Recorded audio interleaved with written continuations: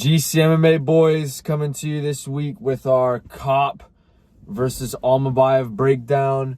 Sorry if the lighting's not that good. We're recording this shit in a parking lot and don't really want to have the lights in the car on for people to be, seeing what we're on. But we went 8-4 last weekend, boys. We're gonna recap it briefly, since we didn't get the chance to record a video. And if you just want to skip to the part where we start talking about this card, I'll put what time it starts here. But yeah, we did pretty good this weekend, boys. Yeah, boys, that was a fire. That was like one of the best cards in a long time, boys. Like straight finishes, fight after fight. Like only what, 2 decisions?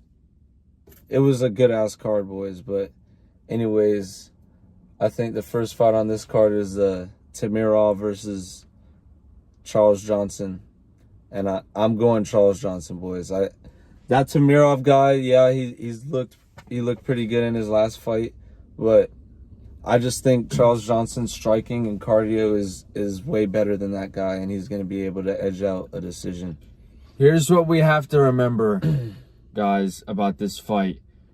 While Charles Johnson is he's very good now, you've got to think that there was a time where he lost 3 straight to guys that are at this level or that. So he's on a good win streak right now, but he's not out of... Charles Johnson, after his last fight, was closer than it needed to be. Yeah. And I'm just saying he's not out of the possibility of going rogue. So you just have to think, if you're going to bet this fight, what is the more likely scenario? Because these both probably have an equal probability of happening. Tamirov is that raw, and he gets Charles Johnson, he finishes him, which could happen. Charles Johnson's not indestructible, and definitely not. Or Charles Johnson weathers the bit of energy and explosiveness early, and really relies on his cardio to start pushing the pace as the fight goes on, and basically just drown this guy and either finish him or just go to a decision. But I mean, I'm going to have to side with Charles Johnson surviving and using his cardio to win him this fight. Like we said, it's definitely going to be all about if Tamirov is actually that guy or not, but we're about to find out. So, yeah, if Tamirov is going to win, he's going to have to be taking Charles Johnson out of there pretty early because he's not going to be able to weather the storm. But I think the next one is Danny Silva versus Lucas Almeida. Guys, we'll keep this one short and sweet. I don't really know too much about Danny Silva or Lucas Almeida. I just know Lucas Almeida beat Timothy Kwamba and got knocked out by Andre Fili. Let's see what else he did. Got submitted by Pat Sabatini. Okay, Danny Silva, boys. But knocked out Michael Trianzo. And Danny Silva had one fight where it was Josh Kulabau. But I mean, Josh Kulabau doesn't absolutely suck that bad, so I don't think it's as bad of a beating him's not it doesn't discredit you or anything. So I'm definitely gonna have to go with Danny Silva. But the next fight is John Castaneda versus Douglas Silva de Andrade, and I'm gonna have to go with John Castaneda here. He's won some impressive enough fights. He went to decision with Daniel Marcos. He beat that Kwang Hong Kwang guy. Beat Muin Gafarov, which is decent. Got knocked out by Daniel Santos. But submitted Miles Johns. You can't say that about a lot of people. Yeah. But then Douglas Silva de Andrade lost to Miles Johns, which I guess isn't that bad, but beat Cody Stamen in 2023, lost to Said Nurmagomedov, submitted Sergey Morozov. Yeah, knocked out Gayatiro Perillo and got his ass kicked by Lerone Murphy. Yeah, he's towards the end of his career, D Silva, and these older guys, when it comes to these younger prospects and guys who are pretty decent, they usually get the dub. Definitely against somebody like D Silva. I think John Castaneda can get it done. Completely agree with that. The next fight is Ricardo Ramirez versus Machine Gun Mariscal. And guys, this is pretty much as close of a lock as you can get on this card. I mean, don't get me wrong, there is a lock that's bigger than this later on in this card. But, I mean, Kape Mariscal, I don't even know if we've seen him really, like, losing in a fight in the UFC yet. Like, he pretty much, I mean, I get it. His fight was pretty close with Morgan Charrier. But, I mean, he did kind of kick that guy's ass just as much as he got his ass kicked. So, I can't really see him getting his ass whooped by Ricardo Ramos. And I can definitely see him whooping Ricardo Ramos's ass. Yeah, Chepe is going to go out. He goes out there and smothers guys and just keeps the pressure on and ends up just whipping people's asses. And I think Ricardo Ramos or whatever, like, he's sneaky. He can be sneaky at times, but I don't think that's going to matter when Shepe's coming at you with full force, like, trying to take you out of there. So, give me Kape. Next up, we've got... I'm hungry there. Fuck. Wait.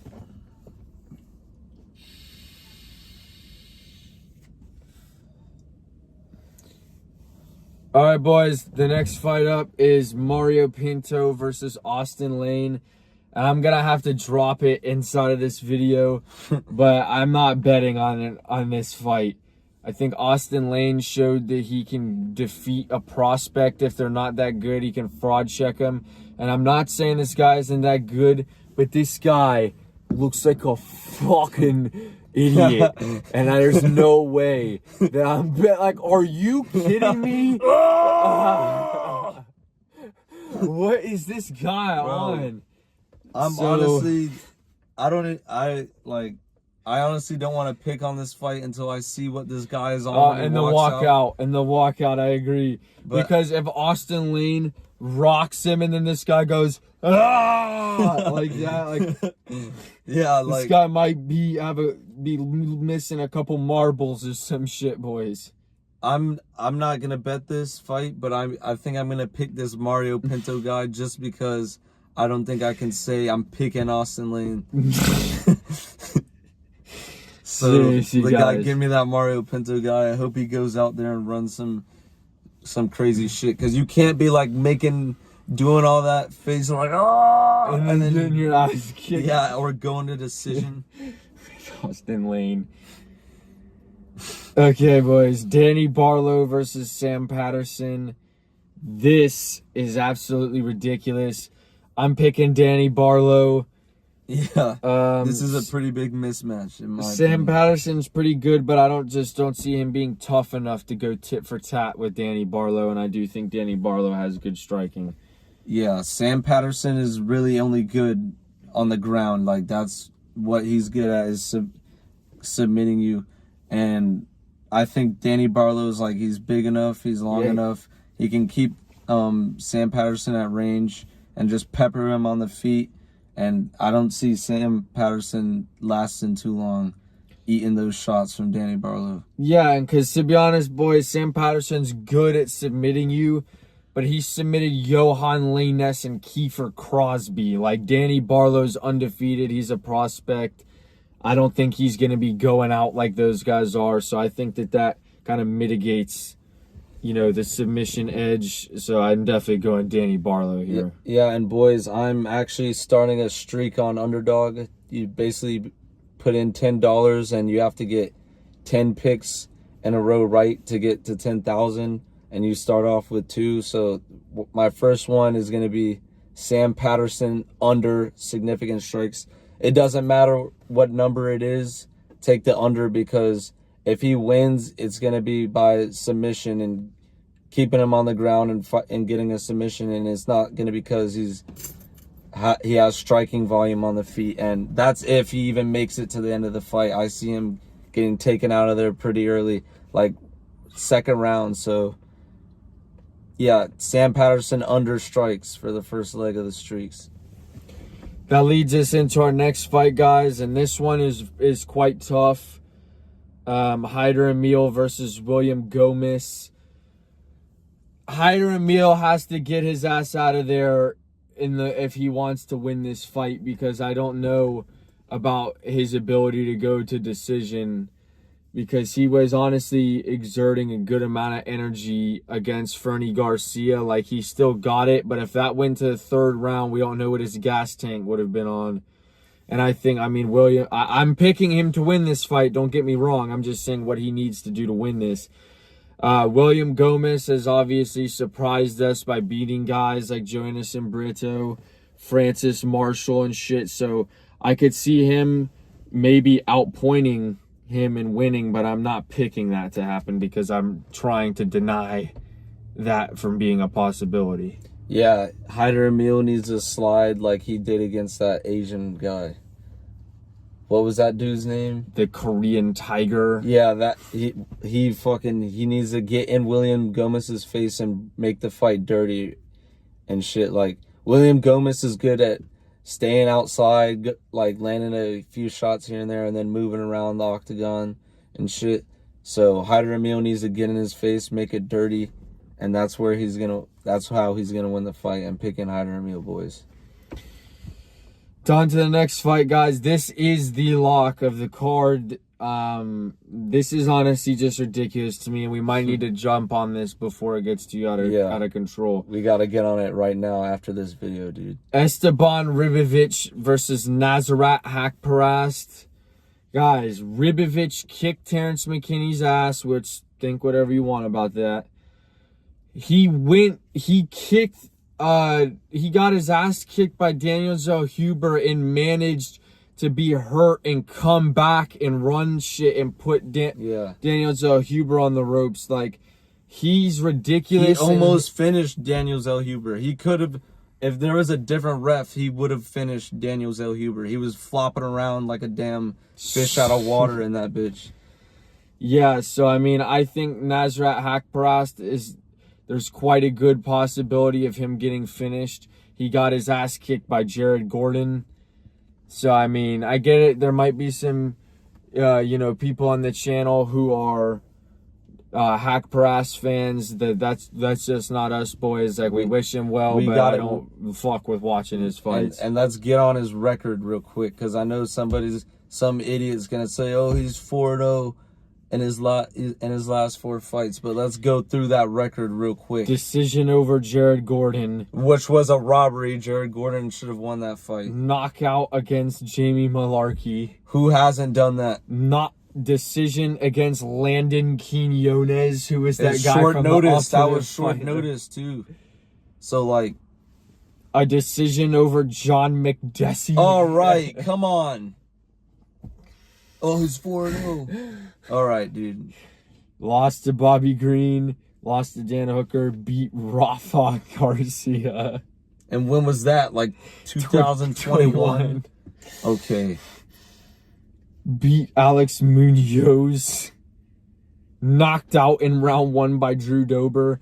Come on, guys. You get the point. We're not fucking picking him, and he's not winning in this day and age. And he is my second pick on my streak ladder for under significant strikes. I think his line is at like 79 or 78. He's not lasting that long. Yeah, he's not lasting long enough to throw 78 strikes. I'm trying to tell you that right now. He's getting knocked the fuck out. That plain and simple. Esteban Ribovic is the lock of the card. Cody Brundage versus Julian Marquez is the co-main event. Bro, you gotta put that picture. Guys, I gotta add a picture right here. I just looked up Julian Marquez one day on Twitter and found a picture of him wearing a fucking Top Golf polo with a drink in his hand, looking all friendly, like he's like doing it. Yeah, and they're like putting you on a flyer. And like you're doing digital marketing where you're like, come on to Top Golf, and it's like fucking Julian Marquez with a Bloody Mary or some shit. Like, guys, this is absolutely fucking ridiculous. And this guy has not done anything other than submit Sam Alvey. So I'm not picking him to win. The fact that he's a favorite over Cody Brundage, who also sucks, but I've at least seen Cody Brundage win and show some decent potential. I can't say the same thing about fucking Julian Marquez. Boys, I don't even know how Brundage is plus money. You gotta get advantage of it, even if, like, at least sprinkle it, boys. Like, fuck. I'm telling you, a Top Golf bartender is, like, fighting, like, what, once a year at this point? What is he doing, like, when he's not fighting? He's just serving people at Top Golf, and then, like, fighting is his part-time job. Top Golf is his full-time job. Dude, you know what I just remembered? Dude, who the fuck? That fucking Zachary Reese just recently got knocked out by that guy, that big Koev dude. Because I'm thinking about Cody Brundage, and I'm thinking about his impressive things, and one of those was the slam knockout on Zach Reese. That was the guy from some other promotion or something. I was just saying I completely forgot about it, bro. And it happened pretty quick. Think about Zachary Reese, one of my most recent clients. I might just have to cut this out or just not show the camera. But one of my most recent fucking clients for the content marketing shit looks like fucking Zachary Reese. Bro, let me see this shit.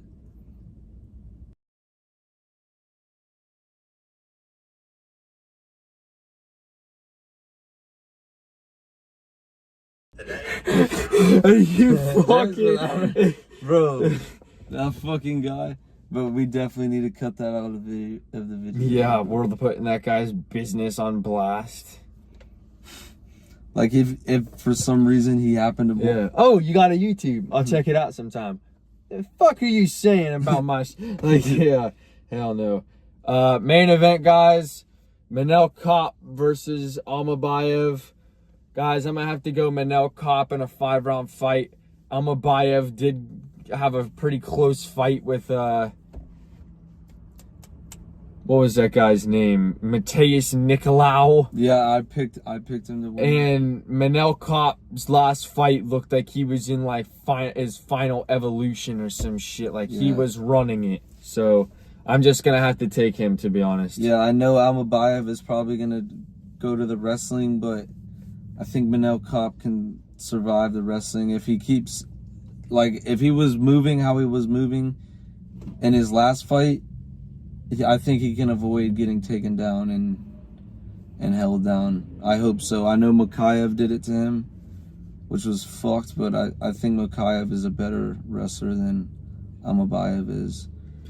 Yeah, I completely agree with that, guys. And I've never been the biggest Manel Kape fan. Yeah. I have been a little bit of a hater of his, to be honest. But, like, if he's putting on exciting fights, I'm still happy to watch him. I just really hope that he's able to not just get wrestled the entire fight, is all I'm saying, boys. But with that being said, go ahead and drop your comments with your picks. We appreciate everybody who watches the video, leaves a like, leaves a comment, any of that stuff, guys. Like, I know it doesn't really, like, mean that much in the grand scheme of things, but it's just, you know, like, the whole reason that we record ourselves versus just saying it, you know, to each other is because, like, even if it's just a couple people, I still like the idea of, like, we're basically talking to you guys on when we're putting this up. And, like, I do fuck with, like, the small little, like, group of, you know, people that we have who, like, are always showing love. And so we just want you guys to know, like, we appreciate, you know, the support, and we don't ever want to forget to remind you guys of that. Yeah, we appreciate it, boys. Like, it's so fun, like, reading the comments and whatever throughout the day, just seeing what people are saying. Like, that's the best part of recording the videos, though. But y'all stay safe. And CCMMA out. See y'all.